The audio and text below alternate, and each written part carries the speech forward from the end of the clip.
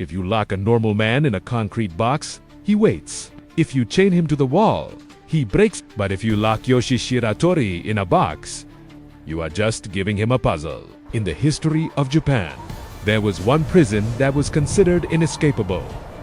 Abashiri.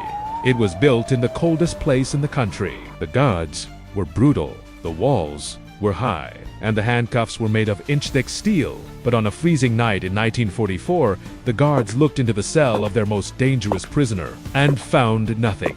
The handcuffs were still locked. The door was still sealed. But the man was gone.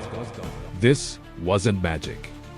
It was physics. And it was just one chapter in the life of the man they called the magician. The man who escaped prison 4 times. The man who defeated the entire Japanese justice system with a bowl of soup. To understand how he did it, you have to understand the man. Yoshie Shiratori wasn't a violent gangster. He was a tofu maker, a quiet man. But in 1933, he was accused of a murder he claimed he didn't commit. The police wanted a confession. They beat him, they tortured him, and eventually, they threw him into Aomori prison. The guards at Aomori made a mistake. They treated Shiratori like an animal, but they forgot to check his pockets. Shiratori had observed the guards' routine. He noticed a gap of 15 minutes between patrols. He also noticed something else. The wooden bucket in his cell used for bathing had a metal hoop. Night after night, while the other prisoners slept, Shiratori worked the metal hoop loose. He bent it, he shaped it. He was building a key. But this wasn't a modern pin tumbler lock. It was an old iron mechanism. He had to rely on sound. At 5:30 a.m. on June 14, 1936, the guards walked past his cell. It looked normal. The futon was bunched up on the floor to look like a sleeping body. But Shiratori was already miles away. He was free. But not for long. He was recaptured 3 days later, and this time the system took it personally.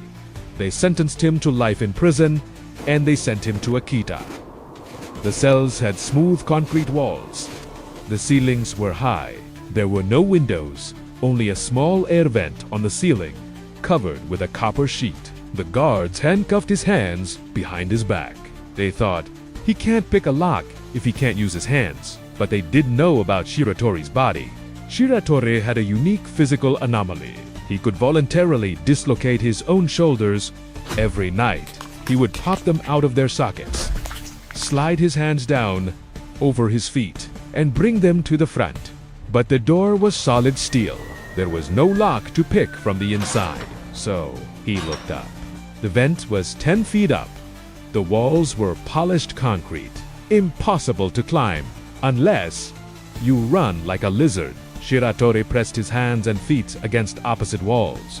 He used friction to shimmy up the corner, inch by inch. On a stormy night in June 1942, he made his move. He climbed the wall. He squeezed through the tiny vent. He ran across the roof and vanished into the night. This is the escape that made him a legend. When they caught him again, the government was furious. They decided to send him to Hell Abashiri prison. Northern Hokkaido, the temperature drops to minus 30 degrees Celsius. If you escape, you freeze. If you stay, you rot. They put Shiratori in a special isolation cell. They chained him with 20-pound iron shackles. They reduced his food rations by half. They wanted him to die there. But Shiratori found a weapon. It wasn't a knife. It wasn't a wire. It was miso soup. His is the escape that made him a legend. Every morning, the guards slid a bowl of miso soup through the slot. Shiratori would drink half and spit the other half onto the bolts of his handcuffs. Miso is salty salt, causes oxidation. Shiratori was literally rusting his way to freedom. It took months, but slowly, the iron bolts began to corrode. It was the middle of World War II. There was a blackout in the prison. He flexed his arms. The rusted bolts snapped, but he still had to get out of the cell. The cell had a small food slot. It was rectangular, smaller than a human head, or so they thought. Shiratori dislocated his shoulders again. But this time, he didn't stop there. Accounts say he managed to compress his entire frame, sliding through the food slot like a wet sheet of paper. He was out, but he was wearing only a loincloth. In northern Hokkaido, he ran into the forest, and for 2 years, he disappeared. The war ended. Japan surrendered, but Shiratori was still a ghost in the mountains. Eventually, he came down from the mountains, not because he was caught, but because he was hungry. He was arrested for stealing a tomato. The court sentenced him to death. They put him in Sapporo prison. This time, they took no chances. 6 guards watched him 24/7. The cell was reinforced with steel. The inspection was every hour. But they made the same mistake everyone else made. They looked at the ceiling. They looked at the bars. They forgot to look at the floor. The guards became complacent. They assumed if they just watched the door, he was safe. But Shiratori had found a loose plank in the floor. He used a sharpened piece of a miso soup bowl. He packed the dirt underneath the other floorboards, pressing it down to keep the floor level. On March 1947, the guards looked in. Shiratori was asleep under his blanket, or so they thought. Under the blanket was a pile of floorboards. Shiratori was already in the tunnel. The guards became complacent. They assumed if they just watched the door, he was safe. He was free again. But he was tired. He was getting old. A year later, Shiratori was sitting on a park bench. A police officer sat down next to him. Shiratori didn't run. The officer didn't recognize him. The officer offered him a cigarette. It was a simple act of kindness. The first kindness Shiratori had seen in 15 years.